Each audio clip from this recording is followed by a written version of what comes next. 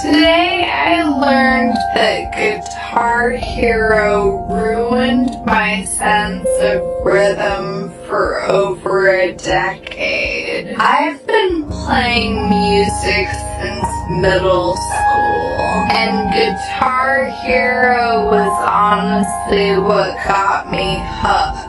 I spent hours on it, mastered Rock Band, sang on Expert, and felt unstoppable. In high school, I joined every band, studied music theory, even skipped. Today I learned that Guitar Hero ruined my sense of rhythm for over a decade. I've been playing music since middle